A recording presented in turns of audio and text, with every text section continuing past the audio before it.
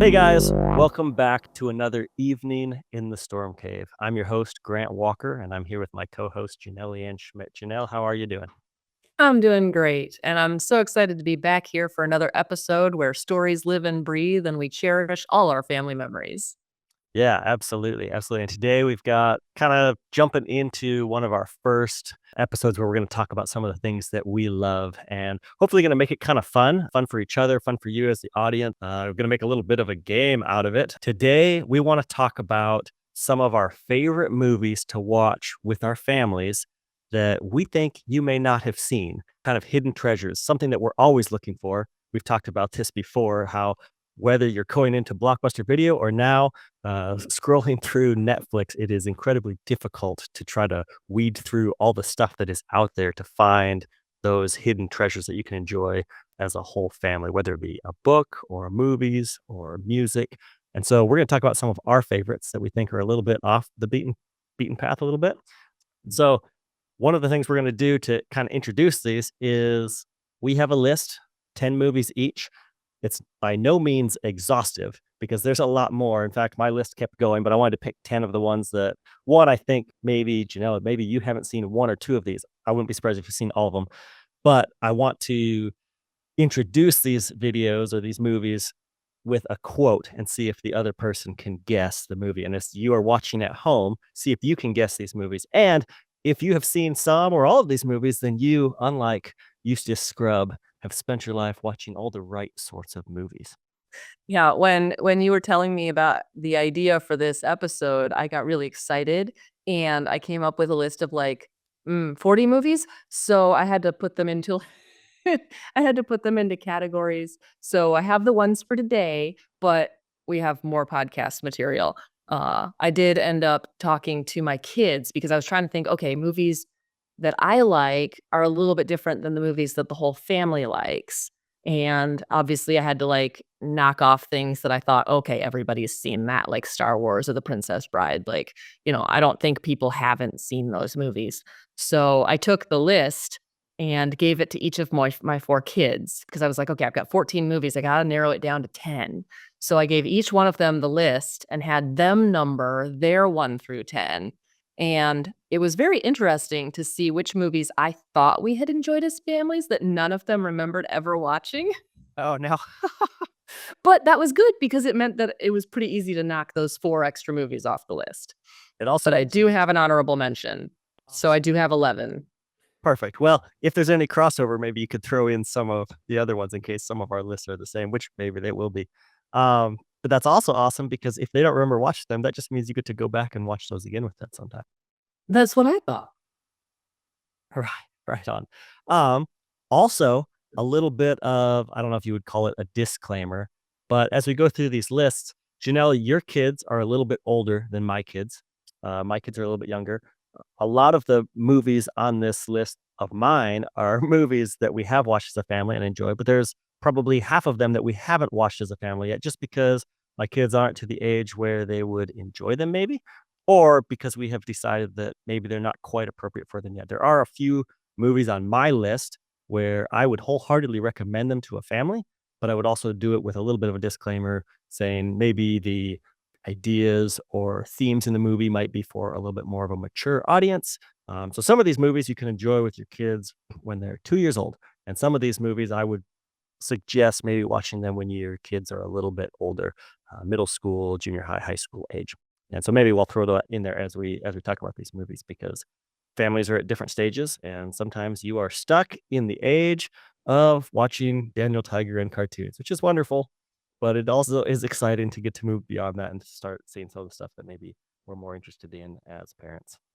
Yeah, and that's one of the podcast, episodes that I hope we can do coming up is I have spent so I have a 7-year-old is my youngest and a 16-year-old is my oldest, and then 2 in between that.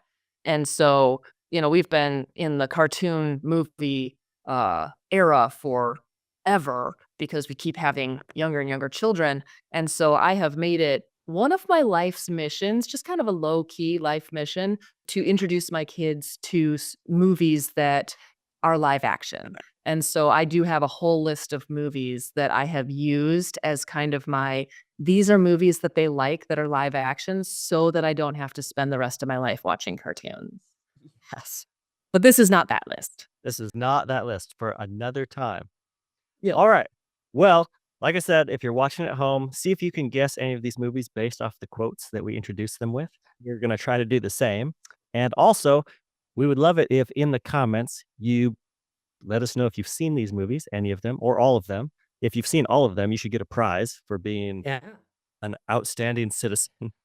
The other thing we would love is if you have movies that you love that you think you could watch with your whole family that you don't think we have seen or that you think are less well seen. Put those in the comments because we're always looking. And if you've got a movie or a title that we haven't seen, believe me, we will go check it out.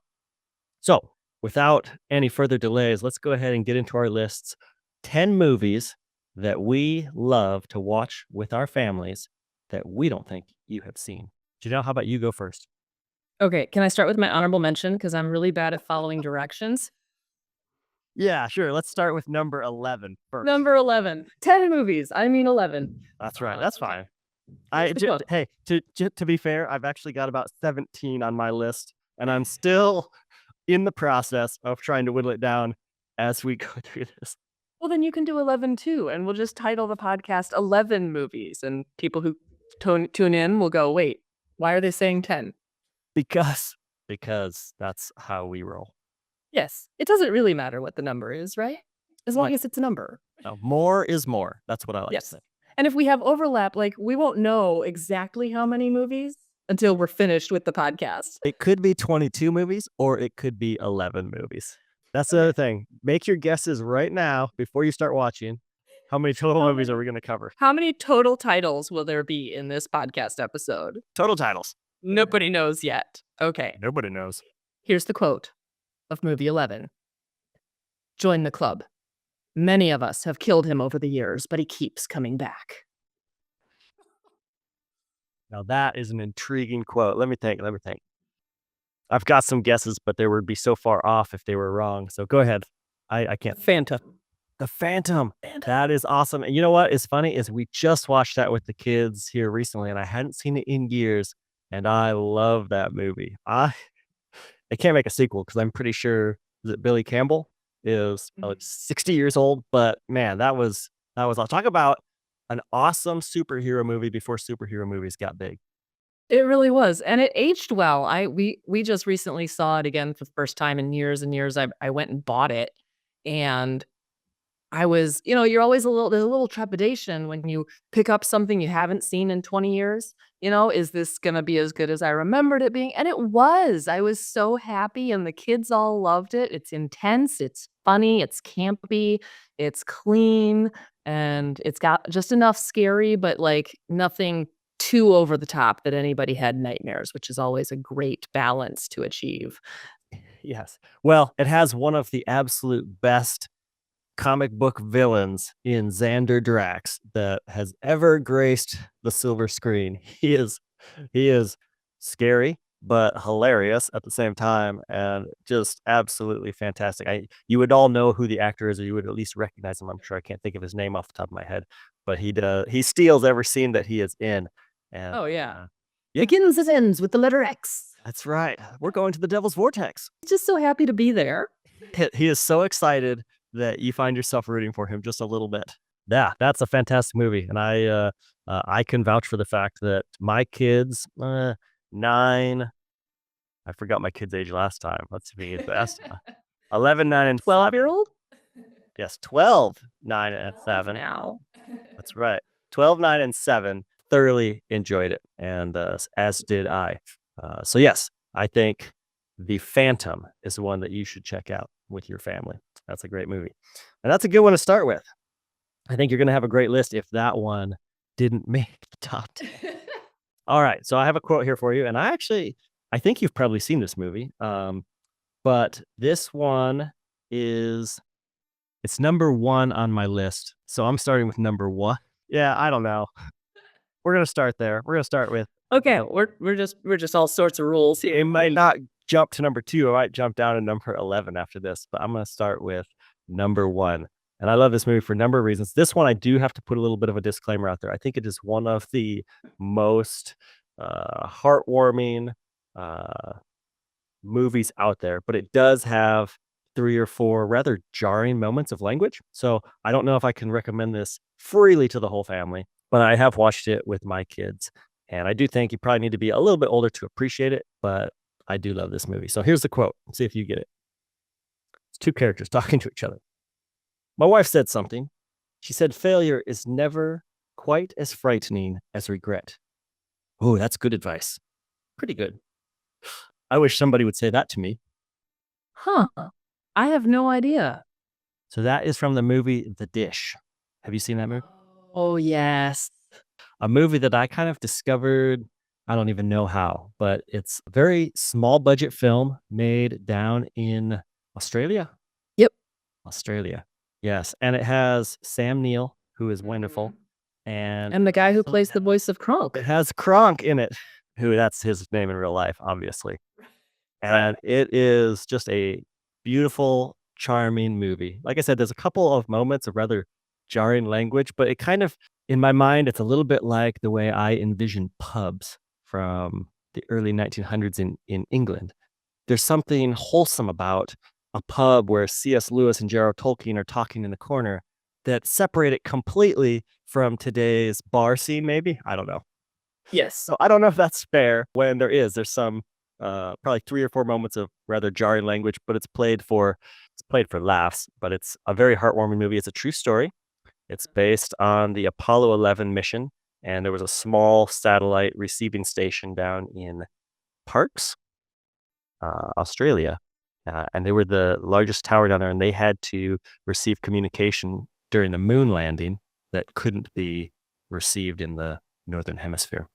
So I love that movie. That's probably number 1 on my list of movies that I think are spectacular that I think very few people have seen.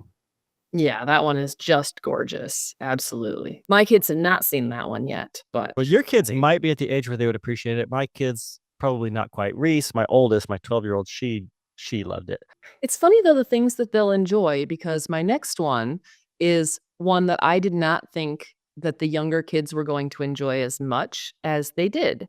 Oh, And so that one's kind of it was surprising to me that it was as high because again, I had them all write down what their favorite movies on this list were. And I had like, okay, these are the ones that I think won't make it. And then I was surprised and happy that this one made it on the list. We watched it recently and they really liked it. So here's the quote. These boys use their brains, not brawn, who play not football, but with Apollo's fire. I tried to pick slightly obscure quotes. Sorry. a very obscure quote, but is Jim Halpert in this movie? No. Okay, so it's not the movie I thought it was then. I was thinking maybe what's that movie with them, like Leatherheads or something like that? Oh yeah, no, it's not that. Okay. Who play not football, Oh, they played but with Apollo's fire. Fire. It's kind of related to the one that you just did. Oh man. Has Jake Gyllenhaal in it? Oh yes, October Sky. Yeah, it's October Sky. Oh, Another one based on a true story. The ones based on true stories are just great. yeah. So, That is one of my all-time favorite movies, and that's a movie that I don't know, it's not on my list, but I'm going to pencil it in on my list because it is absolutely one of my favorite movies. And we watched that one probably a year or 2 ago, and Reese, especially my oldest daughter, really loved that movie. And yeah. it is beautiful. It's a beautiful Yeah. movie. Yeah. I love the whole family dynamic in that movie. I love the way that the main character's relationship with his father, just that whole character arc is so beautiful. Most of the movie, it's not beautiful, but the way that they wrap it up, it's just perfect. So, Yeah, that's every single character that you're following in that movie has an arc yeah. and a journey that they go on, and it's beautiful. So kind of because of that, I'm gonna jump to one that didn't make my list, but I'm gonna put it on my list because it's gonna be my honorable mention because we just watched it recently and I had forgotten about it, and I think your family watched this movie, so you should get this, but it inspired me to go watch it with my kids, and I had forgotten how much I love this movie and how much I think this is a fantastic just film in terms of storytelling the way I love stories to be told. So here's the quote. "I'm gonna get myself a tuna fish sandwich. You want a sandwich?" "Well, I'm no, that's okay. I'm gonna get you a tuna fish sandwich." I had to pull this one out because this is as an obscure a quote as you could. Oh, Searching for Bobby Fischer. Yeah, and I hadn't seen this movie in years. It's a beautiful movie. One of the things that I love in film or any storytelling is subtlety. And this, just from a standpoint of cinema, is so beautiful. The way it opens, a birthday party, and Josh, the main character, young boy, is out playing with his friends in the rain. It's kind of a strange scene, but It starts raining. it starts raining. That's right. And so Middle of the scene. in the middle of the scene, and I think they're playing hide and go seek or something like that. And he finds a chess piece under a bush, and he's looking at it, and he's intrigued by it. And a man approaches him, a young Lawrence Fishburne. I was going to say Morpheus. A young Morpheus approaches and holds out a baseball and offers it to Josh to trade. And it just hangs there for a moment and then it cuts. It cuts to later that night. The birthday party's over. His dad is getting him ready for bed and he is helping him put oil in a baseball glove. And they're just talking about it. It's obvious that this baseball glove has been a gift and he's putting oil in there, which that meant a lot to me because he's talking about, oh man, smell that, smell how good that smells, which is one of the best things as a past baseball player was, oil in your glove and the smell of the new leather and all that. So I just love that scene. But he's doing that, and he's like, "Okay, now we gotta form the glove." And he's like, "Oh, you know what would be perfect is we need to put a baseball to form the glove. Josh, do you have a baseball?" And so Josh immediately dives under the bed, and you assume he's gonna go grab the baseball that he probably traded with Morpheus earlier. But he comes out with a snow globe, and he just hands it to his dad, and they don't say anything. He doesn't say anything at all, but you just realize, he didn't trade the chess piece for the baseball. And he loved Right. baseball. And it's that kind of thing throughout the whole film. It's a beautiful story, I think, based on a true story. Again, It is based on a true story. Yep. it's one of those movies where the movie is about chess, but it's not about chess. Yeah. Yeah, it's spectacular. And Ben Kingsley is in the movie, and he does a fantastic job Yes. playing his. Everybody in that movie does a fantastic job. There's just so much, like you said, there's so much subtlety to that movie. That was the next one on my list as well. Oh, serious? So yeah. So hey, we have an overlap. Overlap. But I just love, so we had to watch this movie. My oldest daughter, Leanna, is 16. She's taking a film class. So we've been watching kind of different movies than maybe we would watch as a family. They're all great movies, but this one was one that we own and that I've been wanting to watch with the kids for a while, but haven't. And this was one of the movies on the list that she had to watch for film class. So we watched it. And this was literally, let's see. This was Graydon, my 7-year-old's number one on his list. Seriously. Was Searching for Bobby Fischer, yes. And I don't know if it's because the main character is 7 and he's 7, or if because it's about chess and he likes playing chess, or if it's just that was the most recent movie we had watched when I gave him the list. It could have been any combination of those three. With a 7-year-old, it's hard to tell. But he loves this movie, and it was so fun to watch it and kind of have to think about some things that we wouldn't think about otherwise. Like, one of the things that she was supposed to look at was the lighting. And if you think about the movie afterwards, and somebody said, "What did you think about the lighting in that movie?" Your first reaction would probably just simply be, "Well, it was kind of dark." Yeah. Because every shot is a little dark.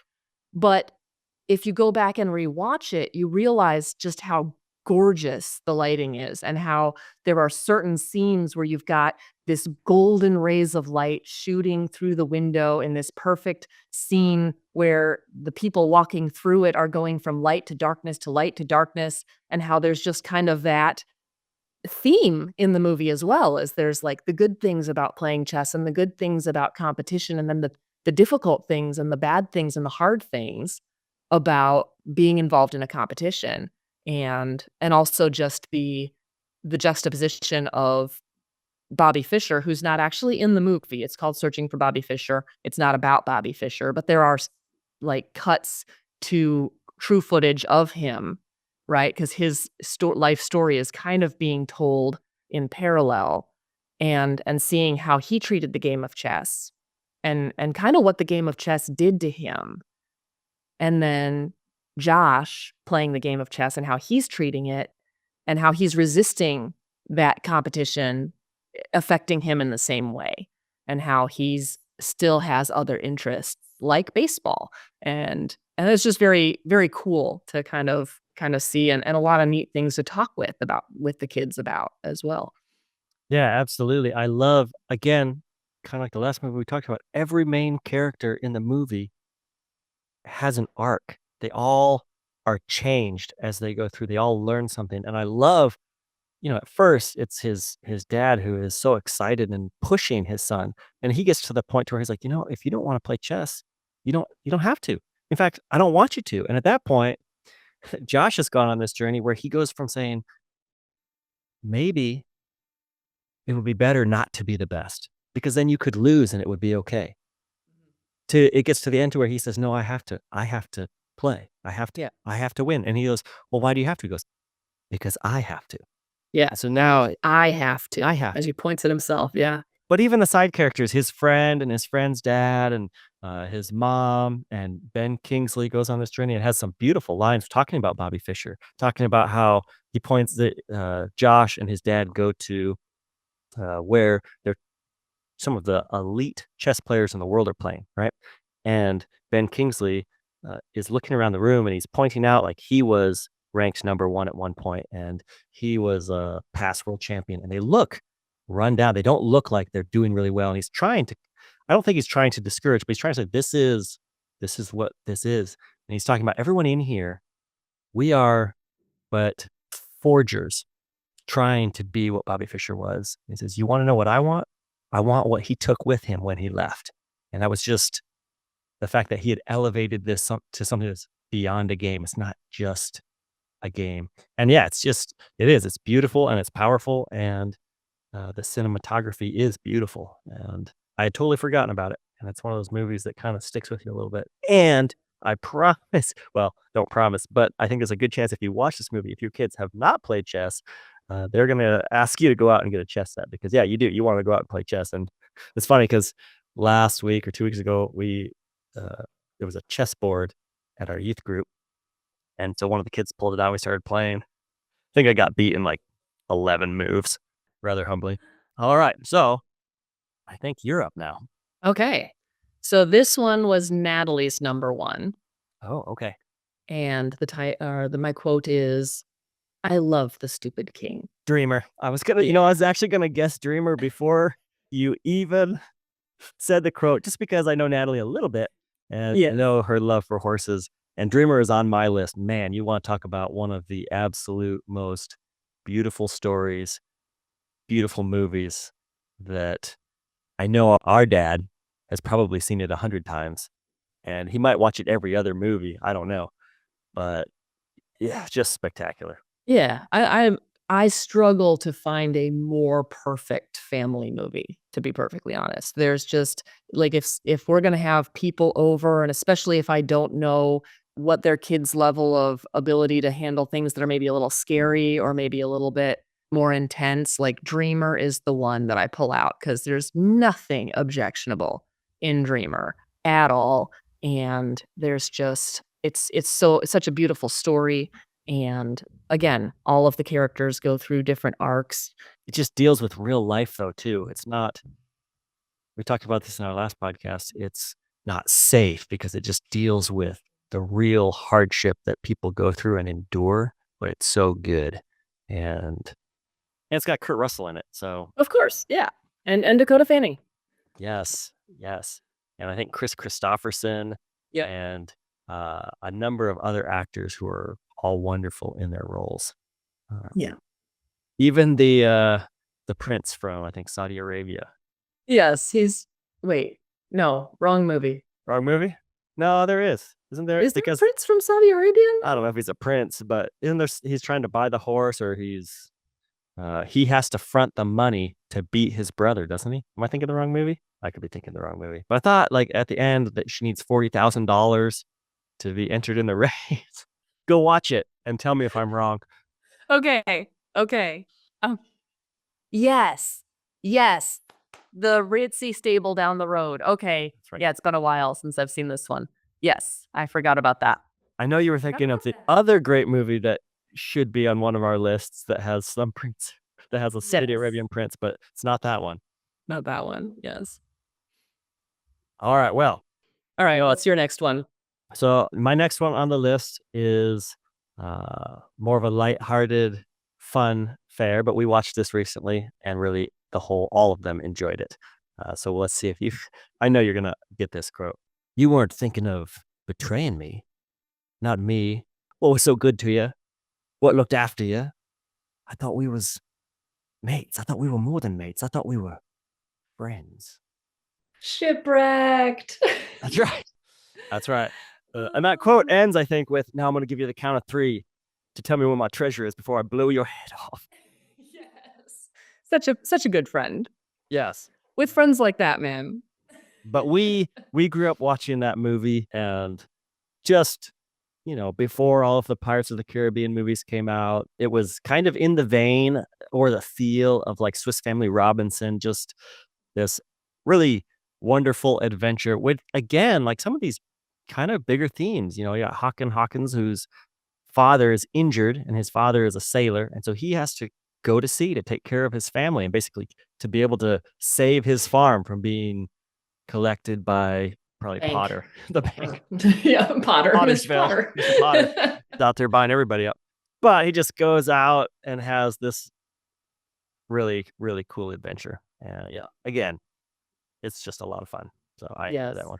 This one was on my list, and none of my children remember seeing it. Oh, I know I watched it with them, but that's great because it means we've got a family movie night to look forward to, and I'm very excited about introducing them to Hawkinson and Gents. yeah. And I do have to say, this is one of those defining movies from my childhood because the guy that you quoted, his name, he was the pirate, and he was Captain Merrick. Captain Merrick. He spells it differently. I spell it differently, but in my own series that has airship pirates, I decided to name my captain Merrick, and very few people get that reference. Yeah, well, I actually think that's a kind of a wonderful homage to a movie that I think was a big part of our childhood, but also just that character. He's an actor I've seen in a few other movies, and he steals every scene that he's in, and he does a great job of being a villain who has charisma and charm, and you never question why people follow him. But when he is crossed, then you realize he is a villain. But yeah, no, one of my favorite movies. And it's, again, just kind of a fun one. All right, what do you got next? Do you play golf? This ain't golf. There's a few golf movies, but the only one that I can think of that would be The Legend of Bagger Vance. No, remember, it ends, this ain't golf. This ain't, you keep throwing these. You keep throwing these quotes out that are throwing me off the trail. This ain't golf. Do you play golf? Yeah. This ain't golf. Ain't golf. I have no idea. McFarland, USA. Oh, right on, right on. Yes, I would never in a million years have guessed that one. That is one that we have not watched as a whole family yet, but again. Oh, cool. Well, you have a cross-country runner now. We do. So I highly recommend this movie. We watched it because my oldest daughter runs cross country, and our parents actually recommended it to me. It's got Kevin Costner. It is another one that's based on a true story. He plays Coach White, who moves to McFarland, California, and starts a cross country team there. The movie is mostly true. In real life, he had a boys and a girls cross country team, but they just focus on the boys cross country team because that would be a lot of characters to juggle for one movie, I think. But yeah, he kind of starts realizing that there are these kids who just spend their lives running because they are out picking almonds, I think, and then so they're picking almonds from, like, 3 a.m. till 6 a.m., and then they run to school, which is miles and miles and miles, and then they run home, and he starts realizing, "Why don't we have a cross-country team?" And also, he's kinda looking for something to coach because he's always been a football coach, so he's never coached cross-country, but they already have a football coach at this school. So, anyway, it's kind of a beautiful story about, kind of an underdog, and also, just it's fun to watch if you have a runner in your family. But we've watched it a couple of times with the whole cross country team because my daughter likes to have movie nights with the girls on her team, and it's always fun because 'cause they're always, like, downstairs, and you can tell when the movie's starting to get really good because they just start screaming as if the people in the movie can hear them, which is funny, but it's just so exciting. It's kinda one of those it's feel-good movie, and anyway, we enjoy it. Yeah, we're gonna have to watch it again. I know I have seen that once, and I really enjoyed it, but it has been a long time, and I've only seen it once, so I don't remember much about it. So that's awesome. That puts one on my list that I can go watch again. Nice. I personally love it because it just is very reminiscent of the first cross country meet I ever went to. Because I didn't grow up like I grew up with baseball. That was our sport. And then I played Yeah. soccer in high school. And so I went to my daughter's first cross country meet.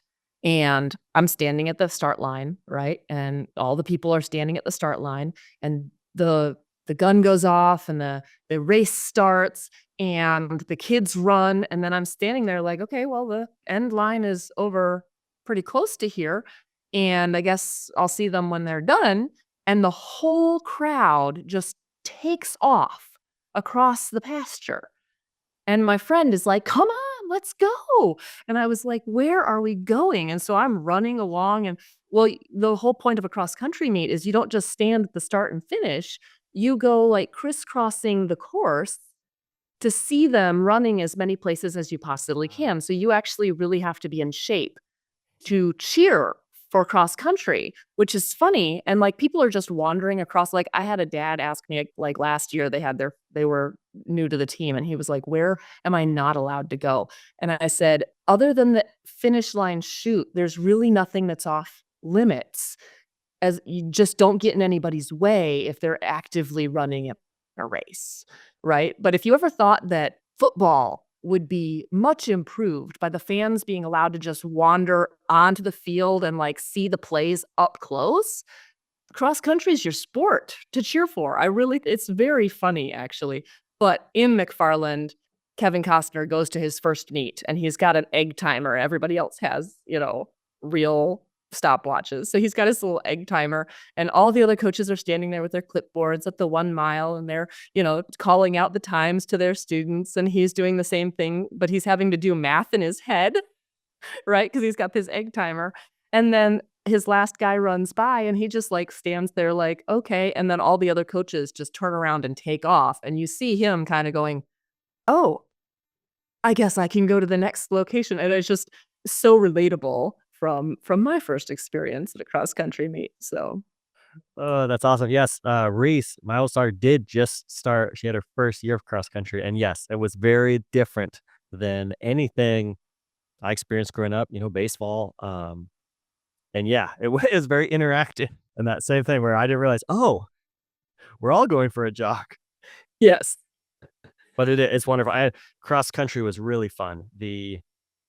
There's other sports that are like it, but just so different. There was the other girls and guys on the team. They're just so supportive, and you're kind of competing as a team, but you're also competing against yourself. Everybody's trying to get their PR or personal records and trying to do a little bit better than they did the time before. And that's kind of what the goal is. And so everybody's cheering each other on. And what was really fun was how many kids would finish the race early and then would go back and wander with the parents and go back out onto the course to cheer their teammates on to the finish line or wait there. Yeah. And just, very different from a lot of the other sports that I'm more familiar with. And it was really, Yeah. really cool. And Reese loved it. So It's really quickly become my favorite sport to cheer very for. Like, cool. I love basketball, I love baseball, I love soccer meets, but there is definitely something different Like you said, maybe it's because it's more interactive, or maybe it's because everybody is just really only racing themselves. I mean, yes, you're racing the person in front of you, right? You're trying to you're trying to overtake certain people, but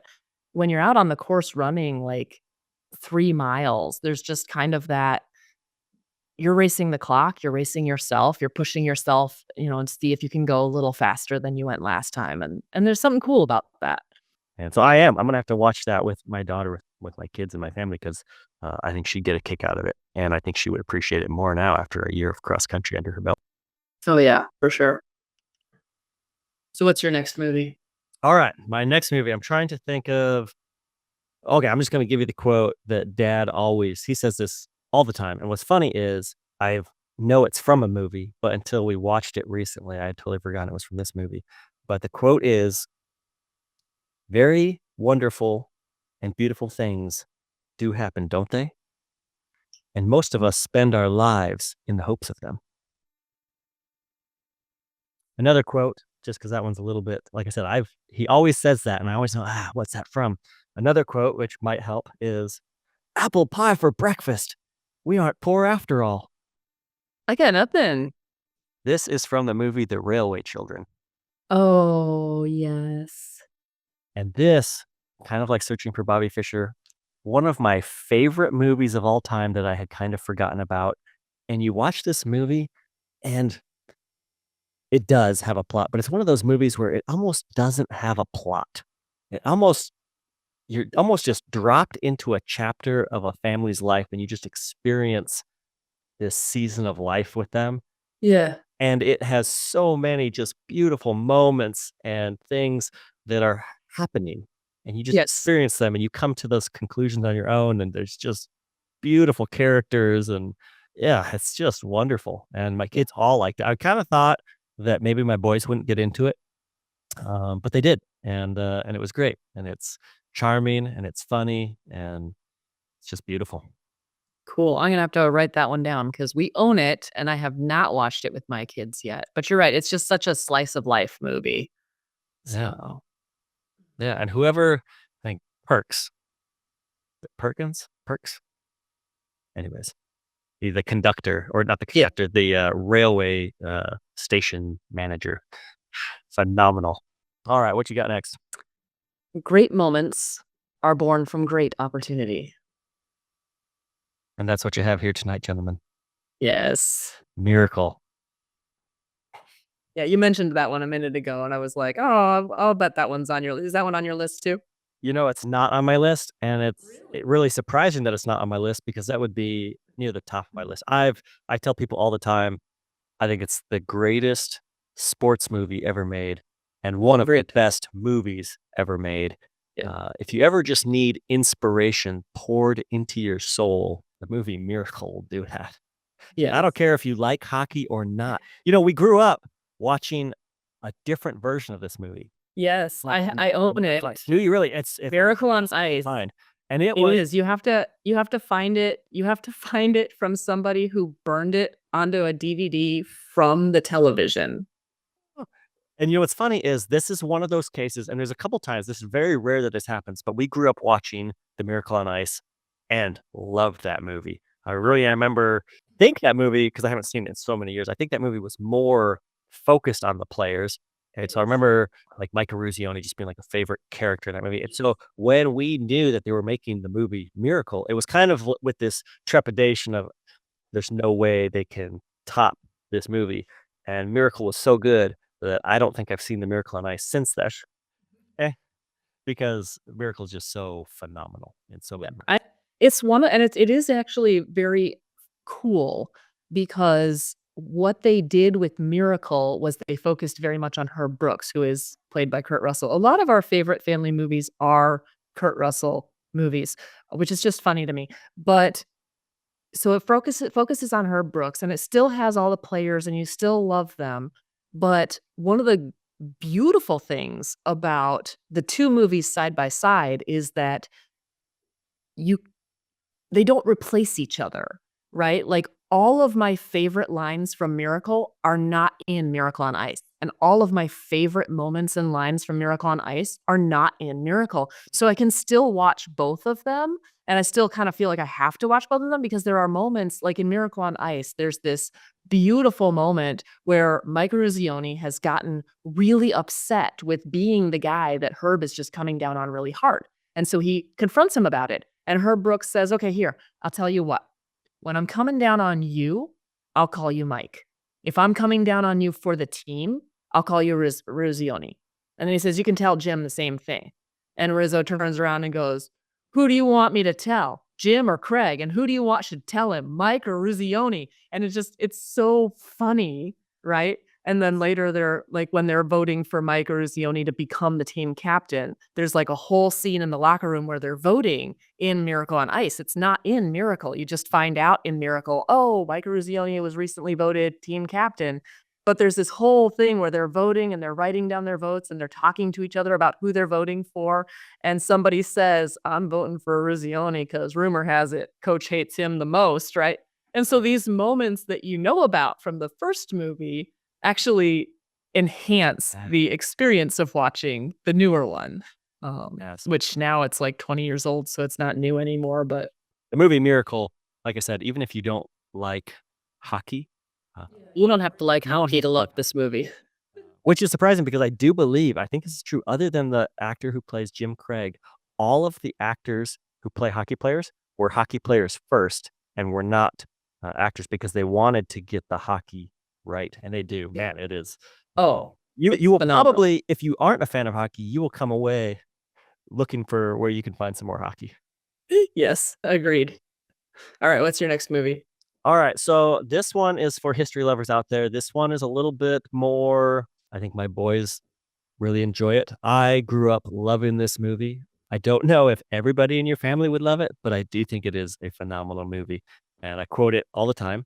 The quote is, the one I'm going to use is, I can't lead from behind, General.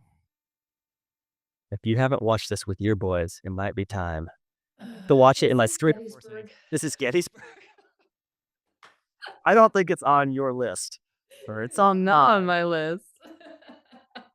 there was a number of movies that I grew up watching, especially when I would get sick growing up. Gettysburg, The Longest Day, Bridge Over the River Kwai.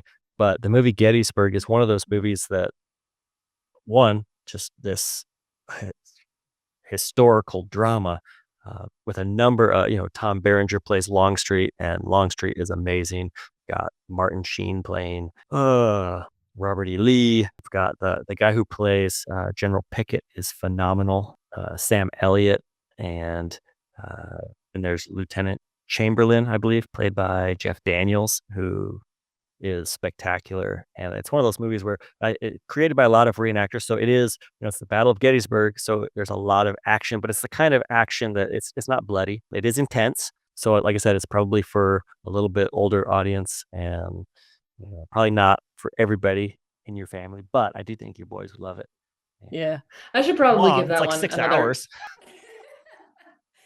It is a long movie. It was as like far as I 3 recall. hours, maybe 2.5. Yeah, no, it's not 6 hours. But I should really give that movie a second try, or well, at this point it'd be like a 12th try, but as a 12-year-old girl whose 8-year-old brother, this was his favorite movie, Grant.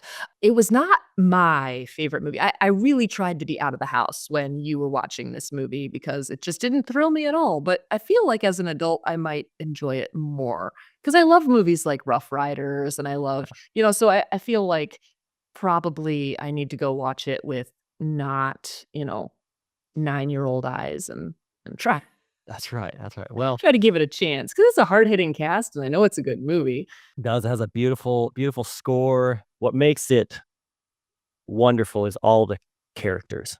There's, it's just portraying the story, but the actors and the characters that they portray, you come away with a number of really favorite characters.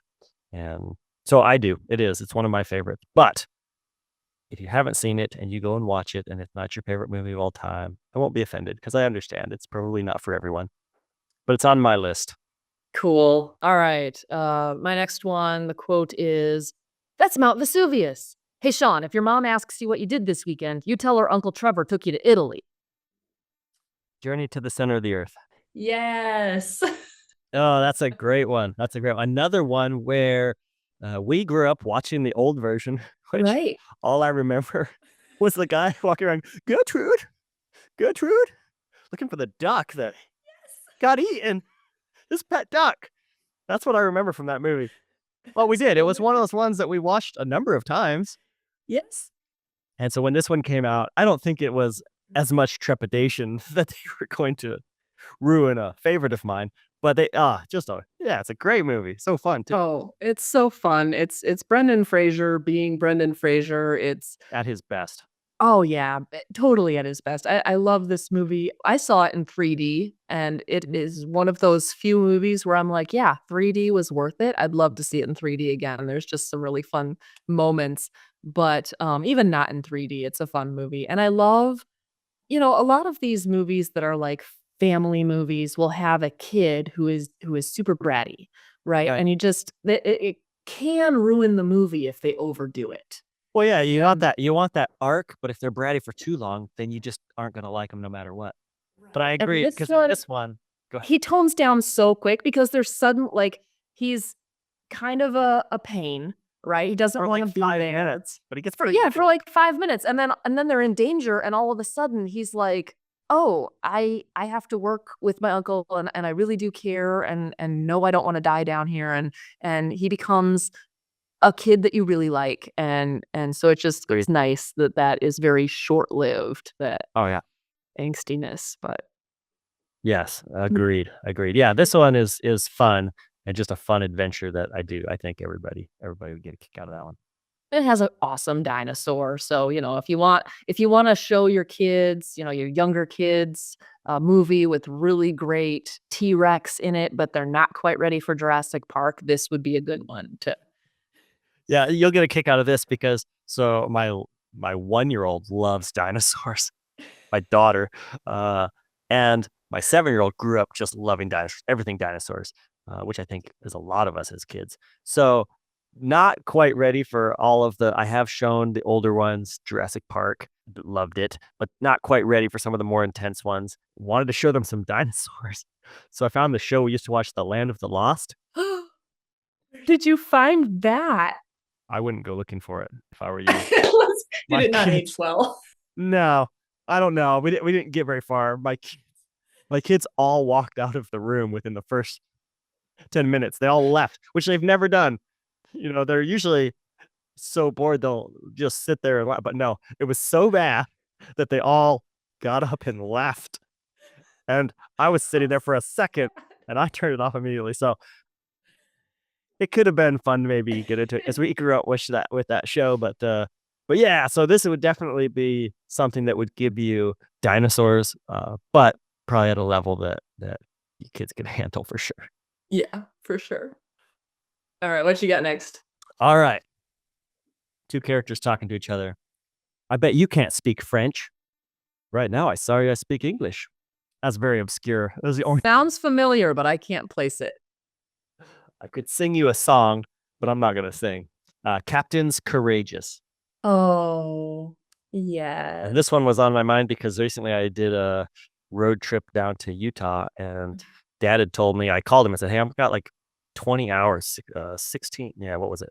Yeah, it was like almost 20 hours I was gonna be driving. I was like, "I need an audiobook." So he mentioned a couple different ones. He says, "Oh, you should listen to Captain's Courageous because," and I love the movie, but the book is also phenomenal and very different from the movies. The main characters in the movie are not the main characters really in the book, other than Harvey, the boy. Uh, but it's definitely the book follows more Disco Troop, the captain, and actually Long Jack is more of a main character than Manuel. But I love the movie. Again, it's one of those movies where the lessons being taught are so powerful but so subtle, and you just go on this journey. And again, very similar. You have a boy who's kind of starts out a little snotty, but it doesn't last very long. And even less so in the book. He almost immediately in the book, he does probably in the first chapter or two, again, very a little bit of a Eustace scrub, but But yeah, I love the movie. It's beautiful. I love the feel of the movie. Something about that time period and just schooners and yeah, I love it. Oh, yeah. I think my love of ships really started with that movie and Shipwrecked. Like, those Yeah, 2 just really yeah. yeah, Yeah, my kids haven't seen that one yet, so but yeah. it's I definitely think one we own and definitely one that's on my list for watching at some point. yeah, I think they get a kick out of it. All right, what's next on yours? Alright. Beautiful things don't ask for attention. I thought I knew what it was immediately, but now I'm starting to wonder. You know this one. They say sometimes I don't. When I like a moment, sometimes I just want to stay in it. Walter Mitty? Yep, Secret Life of Walter Mitty. So we're kinda down into the top 4, and these next 4 movies were all in all 4 of my kids' top 5. Oh, that So makes me so happy. Walter Mitty is. There are times when I would say this is my favorite movie of all time. I yes. think a misunderstood movie. It is just from a movie standpoint, beautiful. Oh, it's Cinematography is gorgeous. amazing. It's everything I love about a movie. It's quirky, it's Yep. funny, but not in like an earnest funny kind of way. In a more subtle, it awkward has funny. its awkward moments. For Right? sure. That are like, "Oh," but they don't extend them to a point where it's like, No. "Oh, I have to get up and leave the room." And then they're usually followed by something just hilarious. Yeah. Well, what I love about it is Walter has many awkward moments, but he's really not an awkward person. Not really. No. Yeah. He has awkward experiences, which maybe I am just an awkward person, but I certainly relate to. I think awkward situations follow me everywhere I go, and I don't know why that is. But I do. I love the way the story unfolds, and yeah, yeah. Like I said, there are times where I would say that, man, this is one of my, if not the favorite Right. movie on my list. It's so gorgeous. And the funny thing was, to me, watching this with the kids, 'cause we recently watched this as a family, and they called everything that was gonna happen in that movie. Oh, serious. So I was like, maybe I'm doing something right, teaching them how to, like, discern stories and, like, figure out but, I mean, they're pretty good at it anyway, but there were things that they were like, "Oh, this is where such and such is," or that like, Natalie knew what the photo was gonna be of at the end of the movie. Oh, no way. Leanna figured out, like, 15, 20 minutes into the movie where the picture was. Oh, seriously? And I was like, how do you know this? That's actually pretty incredible. So I was pretty impressed. But they all loved the shark scene. That's It's not a that's the one we quote. porpoise! It's not a Stop porpoise! befriending it. Oh, that's a movie I quote all the time. Uh, Yes. Country of about 4 people. It's a good place to find a thumb. Yes. One of my favorite scenes in all moviedom is when he's in Greenland and he's trying to find this boat and he's just now kind of getting up his courage and the pilot's sitting there drinking out of his giant beer boot. Boot. I'll have a very small beer shoe. Yes. And he says, yeah, I'm actually gonna fly out to, go see that ship now. And he's like, you're gonna go now? And he's like, it's kind of stormy out. He's like, yeah, I'm kind of nervous about it. It's just anyway, so he has to decide if he's gonna go or not. And yeah, oh, I just love that movie. Yeah, it's so good. It's so good. That would be one to watch if it's on your list. All right, so here's the quote from my next movie, and I don't think you've seen this movie, but I would say this might be the best, or at least the closest adaptation from book to movie I have ever seen in my life. Okay. And the quote is, if at first you don't succeed, have some cake. Does that work? Every time. I'm sure you have read this book. I don't think you've seen this movie. Just you don't have. I think you can only find it on Apple TV. Okay. It would What be worth getting the trial subscription just to watch it. It is The Boy, the Mole, the Fox, and the Horse. and Oh, it is spectacular, I think.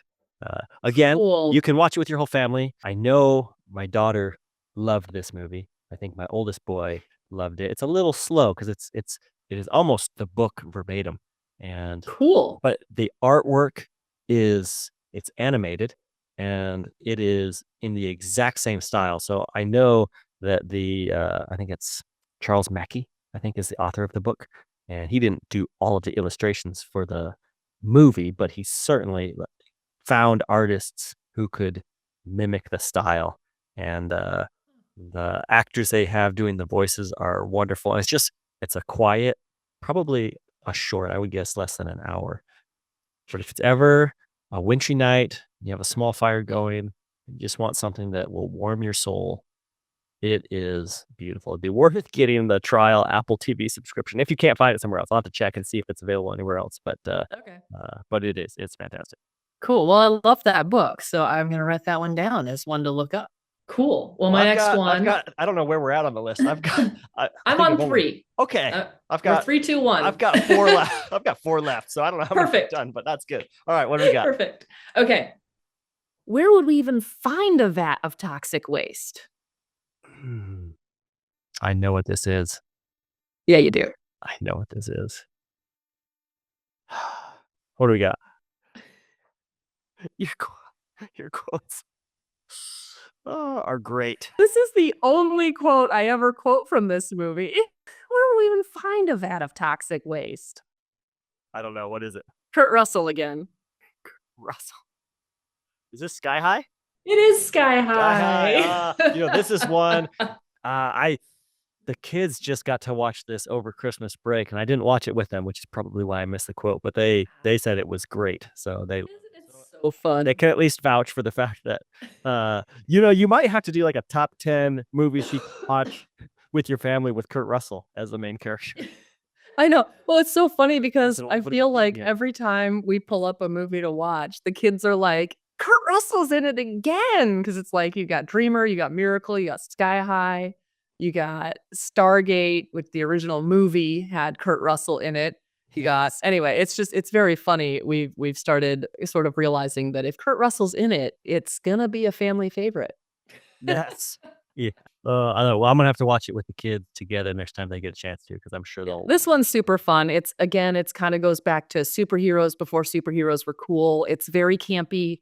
It's very very kind of old school Disney, bright colors and just a little cheesy, but also has this like heart of gold. And the actors all do a really good job. The movie does not take itself too seriously. It's just fun. So, Awesome. I'm gonna check it out. all right. What's your fourth? My fourth. We must be merry and bright. You two youngsters are not always in high spirits, you know. You must watch me. I'll be ever so merry.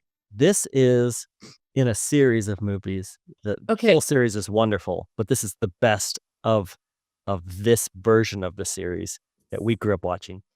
Is it Yep. the silver chair? It is. That's Puddle Glum. Okay. And I was like, that sounds like Puddle Glum, It is. but I don't recognize the quote. I think Tom Baker plays Puddle Glum. I don't know if he's been in anything else.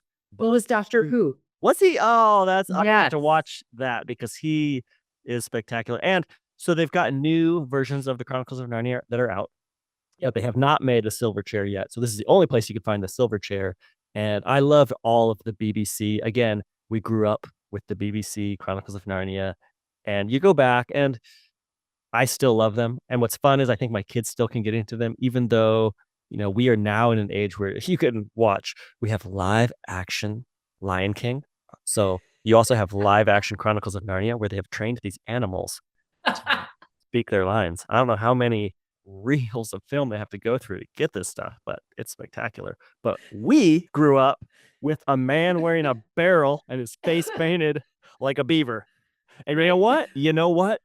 It didn't take away anything from the story that was being told. And Oh, yeah.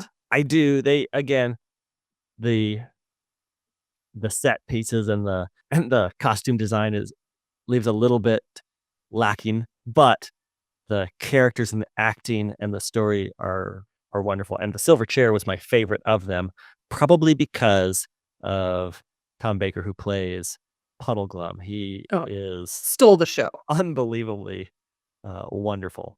Stole every scene he was in. He just Yeah. nobody will ever be able to be, even if they remake it and it's beautiful and it's perfect, nobody will ever be able to hold a candle to Tom Baker's Puddleglum. Yeah, so he can go down knowing that he is the epitome of a marsh wiggle, which I'm sure is what he wants on his tombstone. Right. Who wouldn't really? Yes. But like again, if you haven't seen the BBC version of the Chronicles of Narnia, the ones that are out, they are wonderful, and I would recommend all of them to your family. I really loved Prince Caspian, which was almost really shortened, but we close that one all the time. King Miraz is wonderful in that as a bad guy. But the Voyage of the Dawn Treader is great. The Lion, the Witch, and the Wardrobe is great. Yeah. They're great. If you don't mind special effects that aren't modern, Yeah. but your soul is longing for a very word for word true retelling of a book into a movie, these are it. I mean, almost word for word, it is like they used the books themselves as the scripts. Yeah. Yeah. Yeah. Absolutely. It's gorgeous. All right, my next one. Number 2 on my list. Secret government killing activity. That's why I don't pay taxes. I don't know if I've seen this one. You probably have, actually. Okay. But I did pull a very obscure quote. Your number one, if your number one goal was to make it so I wouldn't guess any of these, I think you have succeeded. I think I've guessed 2 of them. You guessed Miracle. I guess Miracle, and I know I guessed Dreamer. But that one wasn't so much off the quote, other than it was that one you was playing. I was reading the player, not the. Yes, not that's the true. game. That's true. This one is Prince of Persia. Oh, that is one that I know I have seen, but I have not seen that with my kids. And I don't know if I've seen it since I saw it in theaters. This is such an underrated movie. It is so fun, and we went to watch it with the kids, and I hadn't seen it, since I'd seen it in theaters, and so there was kind of that like, I don't know if there's anything in here that maybe wouldn't be okay, and there isn't. Like, this movie is super clean, and there are some scary bits. The assassins they're like these shadowy creatures, and there's some snakes. So, if snakes are a problem, but I hate snakes, John. yes, but it is such a beautiful movie, and it is so well acted. It's Jake Gyllenhaal again, doing, not the greatest Persian accent, but who cares? Because it's based on a video game, and it's one of the few movies based on a video game where the movie had a great story, and they just leaned into that, and it's so fun, and all of my kids love this movie. So Let's check that out with the kids. I have not seen that one. So that's going on my list. All right. Well, I'm going to give you one. This is a gimme. I think I'm Okay. down to my last 2. If I don't go through the other 11 that are underneath it. Watch out for snow snakes and Eskimo bears. Across the Great Divide. This is one we grew up watching The Wilderness Family, which would also be like that series would be on my list. Just Oh, yeah. that was a foundational element of movie growing up for us, or one of the movies we grew up with. But the best, and they're not really part of a series. I've always grouped them together. Sea Gypsies, The Wilderness Family, and Across the Great Divide, just because the main actor's the same. Well, it's all the same actors. It might be all the same actors, but Across the Great Divide, I think, is just a great movie and so fun and wonderful. And it's one that is really, really like special for me because it was one of the ones I watched with my kids early on where you're kind of like, oh, this movie means a lot to me. I don't know if they're going to like it. And they loved it, which was great. Now, this is a movie where the special effects, obviously, I think it's made in the 70s. So, I mean, it's aged a little bit, but this was before there was any attempts at CGI. It's because somehow they did train real animals to softly maul characters. So it can be intense. There are a number of cougar and bear Well, that's like a maulings that happen. defining a defining element of all of those movies, all the Wilderness Family, like Wilderness Family 1, 2, Wilderness Family Returns, Wilderness Family Robinson, Sea Gypsies, and Across the Great Divide. The defining characteristic of all of those movies is that at some point in the movie, somebody is attacked by a bear, a mountain lion, and a wolf. Yes. Not all at the same time. Yes. Bart the Bear, I think, was his name, and he was one of the best of the live action animals. And probably a little miffed that his I don't think he's still with us, but I think he would be a little upset that his job was being taken over by these new variations of live action animals. Yes. Yes. But we also He learned was against CGI. he was. He was. I think the actors are probably perfectly happy with the progress that has been made. There's probably not that many that are still willing to do what they used to. Tom Cruise would probably be the only one. He would. And I challenged Tom Cruise to pull off some of the stunts that were pulled off in these movies that would not be considered safe today. At the end of the movies, where they say no animals were harmed in the making of this movie, I've never seen a movie that ends with no humans were harmed by the animals in the making of this film. So I've left kind of wondering. But we learned a wonderful lesson that if you are attacked by a bear, a wolf, or a mountain lion, it really helps to yell, "Hey, get out of here," a lot. Really loudly. Really loudly. So what do you got next on your The number of over- times that they were riding their horse along below a cliff and then a mountain lion would just jump onto the person and they'd like carry them over the cliff and into a fast running river. And then everybody's like, oh, it's okay though, because the mountain lion wasn't really going after you. They were going after the horse. It's Right. like, well, Right. they have bad aim. Yeah. Well, there are in the Wilderness Family movies, and it's kind of running because like you watch it now and there's certain elements that are, I don't know if you would say they're cringeworthy, but there's a number of times where someone has been just slightly mauled by a wild beast and the mom is rather upset about it. And she says things like, something horrible almost happened. And the dad will be like, but it didn't. And it won't happen again. And then they make other movies where the whole purpose is that it happens a lot more times. And you come away from those movies thinking, man, I think the movie is trying to portray it like the mom is like she needs to get her stuff together and just accept that this is what's best for the family. But when you watch it, sometimes you think, I don't know if this is what's best for the family. They seem to get mauled by wild animals a lot. But it really brings them together. And they just love living in freedom to be Oh, mauled. yeah. Yes. Away from the city, That's right. it's important to get out. Yes, there have been a number of times where they're leaving a job or where I will yell out my window, I'm getting out of here. Yes. So they are. Same. I do think they are wonderful movies. And it is fun because I can, at least for my kids who have seen a lot of the newer movies, they still enjoyed it, which really meant a lot to me. So that was for sure. That's great. I got to watch that one with my kids. I don't think I've actually seen that one with all of my kids.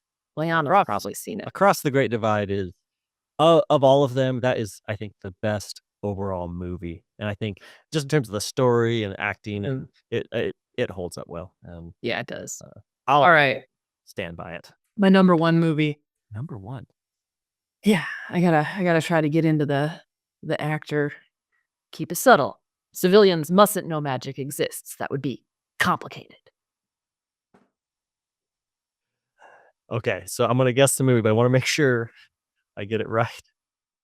See, when you say it like that, I think of a quote from a line that says, "Well, maybe he'll just turn you into a pig who just happens to love physics." Yes. Is that one? Oh, yes. So the Sorcerer's Apprentice. Yes. It was a toss up between those two quotes. I wasn't sure which one to use. So. Well, this is a favorite movie of mine, and I don't care what you say. He's not in a lot of movies that are family friendly, but No. Nicolas Cage is one of my favorite actors of all time. And people say, "Oh, he just overacts." Well, you know what? I don't know what it is that he's doing, but I like it. I agree. Incredibly entertaining. I agree. Now, some of it is, I think, when I watch Nicolas Cage in anything, I'm always seeing you because you do him very well. And sometimes I think your mannerisms are very similar to his. But yeah, no, I love him in National Treasure. I love him in Sorcerer's Apprentice. You know, I love him in some of his movies that aren't as family friendly. He's just very there's a manicness that is entertaining to watch. And you know what? I'll defend him. And I don't care if you don't like him, it's fine. Well, and The Sorcerer's Apprentice is just a really fun movie. Like I know that one scene, which is kind of so cool because of the way to do it with the song and everything. I think it was inspired. I think the whole movie was inspired by the scene in Sword in the Stone where he magically sets Yes. the castle to cleaning itself, and it ends up being a disaster. And anyways, it's just Yeah, and Fantasia as well. I think it's in both of those. okay. Maybe Because Mickey is like the Sorcerer's Apprentice, and so I think the movie was based on that scene, but it's in Sword in the Stone as well. Yeah, yes, yes. No, but yeah. well, I'm Jay Baruchel as the Sorcerer's Apprentice. He's Hiccup. He's he looks like Hiccup. It's fantastic. he is Hiccup. He is Hiccup. Yeah, that's a great one. That's a great one. Yeah. So many great quotes and just entertaining moments and not really that's cringy. Like there's nothing cringy in this movie. It would have been so easy to make it cringy and they didn't. I would say that maybe for younger kids it might be a little scary at times. The bad guy is what's his name? He plays Doc Ock. Yes, he is. He's such a good villain. Steals every scene that he's in. Yeah, And I- such a great villain. Yeah, I can't remember his name. He's in a lot of things, but he's just got that presence. And so and he's never hurried. Like even when he's behind or trying to play catch up or the good guys are getting further away or whatever, like he's never in a hurry. Like there's just this insidious, ominous presence of he knows he's going to win. Yes. Oh, I love it. Well, I'm gonna have to watch. I have watched that with our kids, and they really enjoyed it. So Yeah. that was a good one. Well, number 1 on my list was Dreamer. So I went backwards, and so this is number 10 on my list. So Okay. I'm number 1 to number 10. We just watched this recently, and I know we watched this growing up. And this is one that it's much smaller budget, probably hard to find, but you can find it because we watched it probably on like Amazon Prime or something like that. But the quote that I chose is, "You sing like a goat." I get better as I go along. Hans or Franz. Hans. Anyways, the movie Ways for you to get better. wait for you to get better. The movie is Rigoletto. And I Yes. think, correct me if I'm wrong, because would you say this is a Beauty and the Beast retelling? Oh yeah. Again, this is a movie we grew up with, and there's always a story that we tell because Dad, I think, probably rented it or bought it for us, and Mom and Dad were going out on a date that night, so we watched it.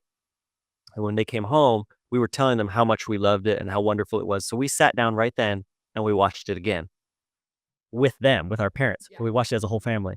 And then we didn't know this at the time, but my dad had said he put us to bed, and then Mom and Dad watched it again. Yeah. Yeah, that movie ran 3 times. Yeah, ran 3 times the first one I had it. Yeah. And again, this is one of those ones where because it's, a smaller budget, no-name actors, it was made by Feature films for families. Feature Films for Families. Yes. And so I watched it probably a couple months ago with my kids, and it was one of those ones where it's like, oh man, it has a special place for me. So I don't know if they're gonna get into this, but they did. They loved it. It's got humor. It's got stuff that made the boys they were giggling over there. But the story is just lovely. And Oh, it's gorgeous. the Yeah. characters and the acting is, in my opinion, Yeah. really well done and It's really good. shot. Really, yeah. Yeah. And the music is beautiful. Music is It's phenomenal. so pretty. Yeah. Yeah. So I would it's number 10 on my list, but it's way up there in terms of movies that I loved growing up and movies that I have loved sharing with my kids. Yeah. Well, and again, I mean, putting these in an order, you have to put them in an order because we have to talk about them For sure. one at a time, right? But I would say any of these movies that I've talked about, a lot of the ones that you've talked about would be up there in my favorites of all time. And to some extent that list changes depending on what mood I'm in. For sure. Oh, for sure. So 100%. right? Or okay, who are we watching this movie for, right? Because again, my kids each one of them took these lists and all four of them were in totally different orders than each other and mine. Like none of them had this movie was the same number across the board. And, I don't think that's because we'd say, oh, well, we like that movie less. It's more just what, they might have numbered those things differently depending on which day I gave it to them. I think their top 3 or top 4 would have probably been the same, but then you start getting into, well, I like this one too. Oh, for sure. So For sure. And that's one of the things we said at the start was this is by no means exhaustive. It's just kind of the first, just going through, like I said, there was a number of movies that you mentioned on your list. And I was like, oh man, I don't know why that wasn't on my list. It just didn't come to me. So we are interested how many of these movies you listening in have seen, if any of them. I would recommend all of these movies. Again, listening for maybe, where your kids are at, what age level, what they're interested in. There's a number of these movies that maybe would be better when they're a little bit older, or there's some that would be great for the younger kids right now. But they are all movies that, as a parent myself now, I love all these movies. But we're also very interested because we know this is not an exhaustive list, and because we're always looking. Do you have movies that you love that you watch and share with your family? They could be old, they could be new, that you don't think others have seen. We would love it if in the comments you would share those with us, because if a title comes up that we haven't seen that you would recommend to be enjoyed as a family, we're going to give it a shot for sure. oh yeah, for sure. And we'd also love to know, for those of you who've been keeping really good notes, how many movies did we talk about today? Yeah, I think for sure, because it felt like a lot more than 10. But I only have 1 through 10 on my paper. So if it was more than that, I don't know how that's even possible. Well, But I had 1 through 11, so we did have one that was like a crossover. for Or sure, 2. for sure. Anyway. I think we had a couple. We had a couple that A were on couple, there. yeah. And I've got enough for a whole other list of Oh, yeah. theories. So we'll do something similar again in the future. Because we'll certainly talk about movies that we all love that we're sure you have seen, because Yeah. about a lot of those too. I think we've probably taken up enough of your time. Again, would love to hear movies that you like as a family. Share those with us in the comments. We hope you enjoyed hearing some of these. And if you haven't seen them, you're in for a treat if you get a chance to watch any of these films that maybe you haven't seen before. So thank you for hanging out with us, and we will have to do this again sometime soon. Jenelle? I felt like you wrapped that up really well, but thanks for hanging out with us here in the Storm Cave, and we'll see you next time. All right. Until next time, thank you for joining us here at an Evening in the Storm Cave. Your co-host, Grant Walker, with my co-host, Jenelle and Schmidt. We will see you next time. Thanks, guys.